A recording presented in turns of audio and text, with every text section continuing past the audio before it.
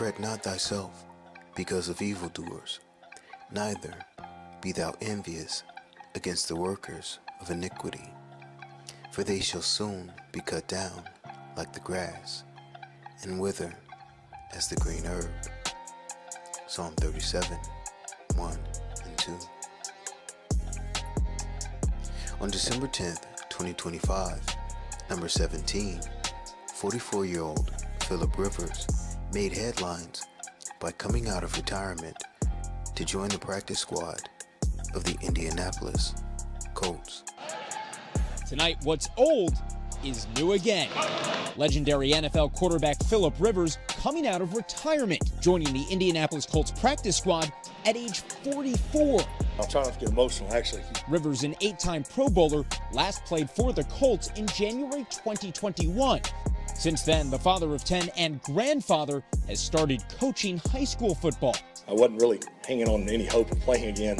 I kind of thought that ship had sailed. But this week, after Colts starting quarterback Daniel Jones suffered a season-ending injury, Rivers got an invite back to the pros. It's been a whirlwind of 48 hours, I'll say. But each moment that goes by, I feel more and more confident. When Rivers first joined the NFL in 2004, Patrick Mahomes had just turned 9. Friends had just aired its finale, and Mark Zuckerberg launched an online experiment called Facebook. Now the veteran QB's an underdog, grateful for another chance to live out his dream. If it's over tomorrow, then will you be glad you went through all this? Heck yeah, it was awesome. For now, we're talking about practice, but if Rivers plays Sunday, he'd be the NFL's oldest active player. It's kind of one of those deals, the door opens and you can either walk through it and find out if you can do it or run from it. Only way to find out is going for it. At first glance, this decision might appear to be a simple career move, but a closer examination reveals layers of symbolism that evoke deeper, more unsettling interpretations. These interpretations connect this event to biblical themes, particularly the rider on the white horse from Revelation chapter 6, the figure of the son of perdition associated with the number 44, and the beast characterized by 7 heads and 10 horns. These intricate connections suggest that Rivers' return is not merely a personal decision to return to football, but rather a manifestation of a larger and carefully orchestrated satanic ritual meant to exalt the devil and his Antichrist. So without further ado, let's get into it. On December 10th, 2025, number 17, 44-year-old Philip Rivers returned to the NFL. The number 44 here is an obvious reference to number 44, Obama. This is further confirmed by the fact that prior to playing for the Colts, Philip Rivers played for the San Diego Chargers for 16 seasons, 2004 to 2019. Since 4 times 4 is 16, this is another reference to number 44. And, ironically, the Chargers use the lightning bolt, or rock, as their logo.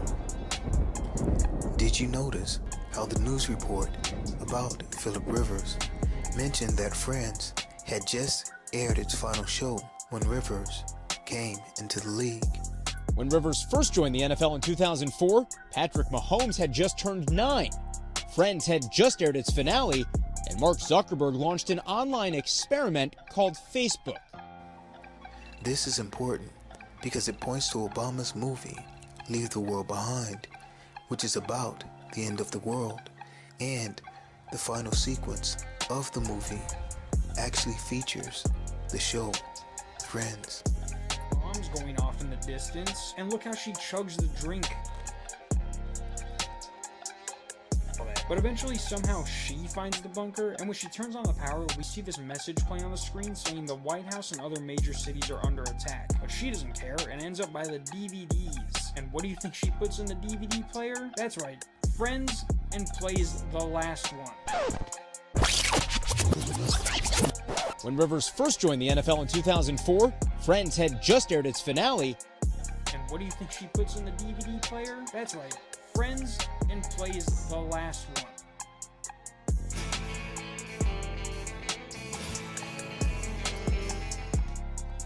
Rivers left the Chargers and signed for 1 year with the Colts in 2020, where he finished his career, subsequently retiring as a Charger in 2025. You may not know this, but the Indianapolis Colts' very first mascot was a white horse named Colonel Thunderhooves. This then serves to connect 44-year-old Philip Rivers, and by extension, number 44, Barack, to the rider on the white horse, as found in Revelation 6, verses 1 and 2, which declares, "And I saw when the Lamb opened one of the seals, and I heard, as it were, the noise of thunder, one of the four beasts, saying, Come and see. And I saw, and behold, a white horse, and he that sat on him had a bow, and a crown was given unto him, and he went forth conquering and to conquer." Notice the connection of the white horse to the noise of thunder, which further connects it to the Colts mascot, Thunderhooves, and by extension, the San Diego Chargers and Lightning or Barack. Not only that, but we know Barack identified himself as the rider on the white horse when he gave his acceptance speech at Mile High Stadium, with the horse named Thunder perched atop the stadium. With profound gratitude and great humility, I accept your nomination for presidency of the United States. The system goes online on August 4th, 1997. Human decisions are removed from strategic defense. Skynet begins to learn at a geometric rate. It becomes self-aware at 2:14 a.m. Eastern Time, August 29th. Notice in this photo, Philip Rivers is wearing a hat with the words Nunc Coepi on it. Nunc Coepi is a Latin phrase that means, now I begin. This is important because the rider on the white horse is the first horse of the four horses of the apocalypse. This horse, which represents the Antichrist, marks the opening or beginning of the tribulation period and appears after the first of the 6 seals are opened.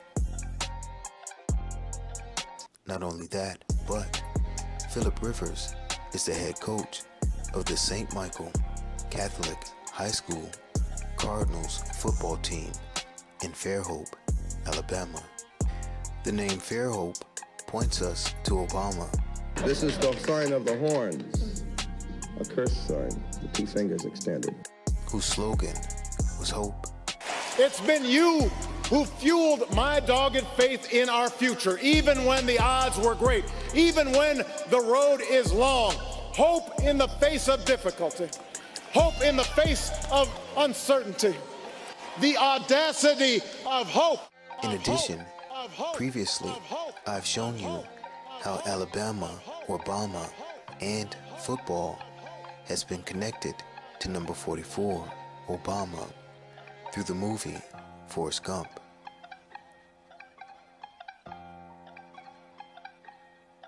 Notice that the hat worn by Rivers is emblazoned with a stylized version of a red cardinal, the logo of the St. Michael's High School football team Rivers coached. The color red and the name Cardinals being associated with the Catholic Church points to the cardinals of the church who wear the color red. Not to mention, notice that Phillip Rivers is wearing a red jersey with the number 17 on it as well. Both of these things are significant, and I want you to make a note of them because we'll come back to it later.